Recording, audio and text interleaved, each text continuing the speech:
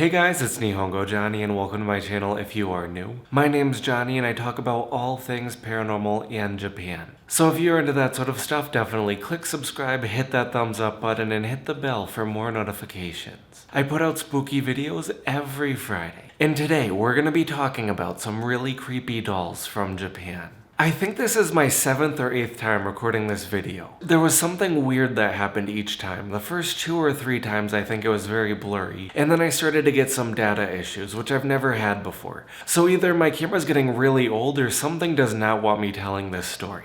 I think it would be really cool if the spirit of one of these dolls was somehow interfering with the video. But I hope not, because it's an expensive camera and I don't think I'd be able to get another one. So let's keep our fingers crossed, and we'll get into today's story. And our topic for today is creepy dolls from Japan. The first doll we're starting out with is called Okiku.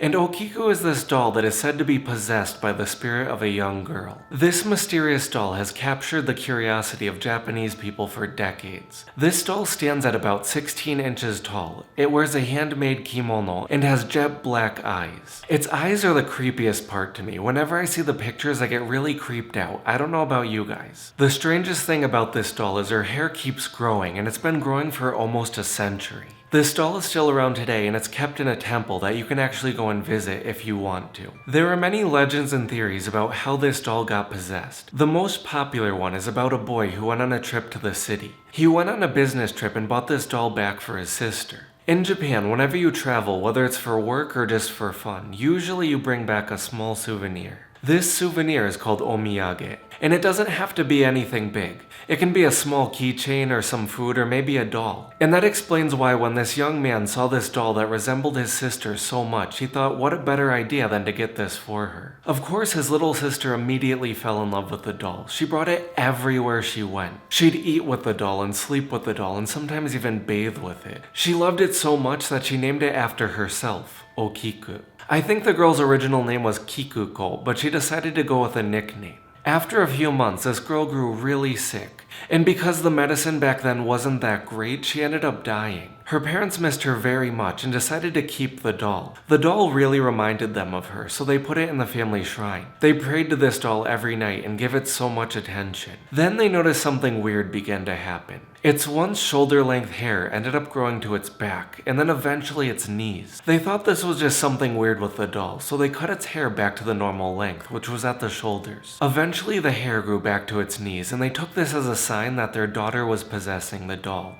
They weren't sure if it was some other kind of spirit, but they were really hoping it was the daughter. During the 1930s, this family needed to move. They didn't want to bring the doll with them anymore, but at the same time they didn't want to throw it out because they thought there was a spirit attached to the doll. So they ended up giving it to Mannenji, a temple in Hokkaido. And this is still around today if you guys ever want to visit it. The doll is displayed publicly and you can go and visit it anytime you'd like. They just kindly ask that you don't take pictures without permission in respect for the doll. The doll apparently still has to undergo frequent haircuts. Some of the monks at the temple even say that they get dreams of this doll before it needs a haircut. The doll literally visits them in their dreams, which is very creepy to me. I hate dolls in general, so I would not want one appearing in my dream telling me what to do. The temple does not have an explanation as to why this doll's hair keeps growing. They even sent out some hair clippings for analysis, and they found out the doll's hair was actually human. I don't think this is anything strange for dolls of that era. I think a lot of them were made with human hair,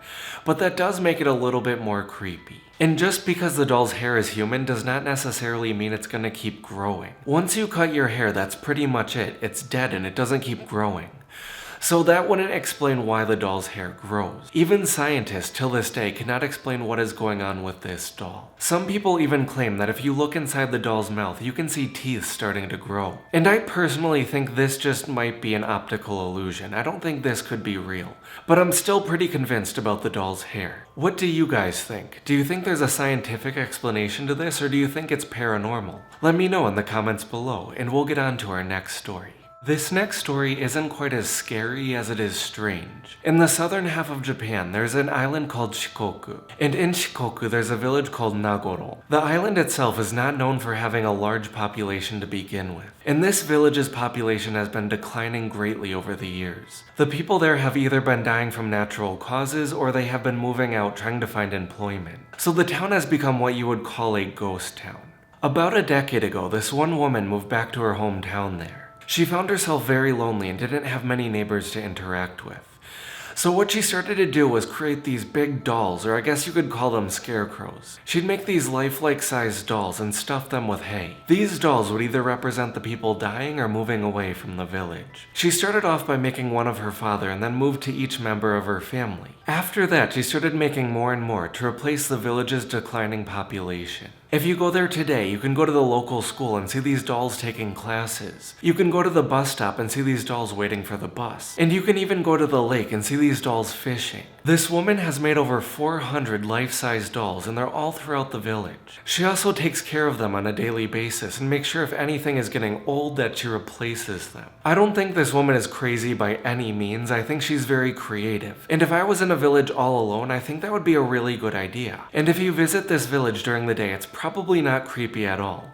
However, I can only imagine how creepy it must be if you go and visit it at nighttime. Luckily, if you want to visit this village, you don't need to fly all the way to Japan to get there. You can actually view it on Google Maps, and I'll try to provide a link in the description below if I remember.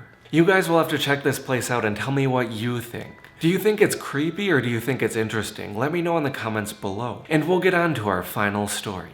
Located in Osaka, there's a place called Awashima Jinja, and this is a shrine dedicated to thousands and thousands of dolls. This shrine has been around for centuries, and people have been coming to pray for things like safe childbirth and fertility, and to even donate their unwanted dolls. This shrine is lined with thousands upon thousands of unwanted dolls. Some are even over 500 years old. Many people in Japan believe that over time, inanimate objects develop souls, so it's pretty bad to just throw them out like any other piece of garbage, especially dolls. Some people even believe that if you just throw a doll out, it will come back to haunt you. It will find you again and seek revenge.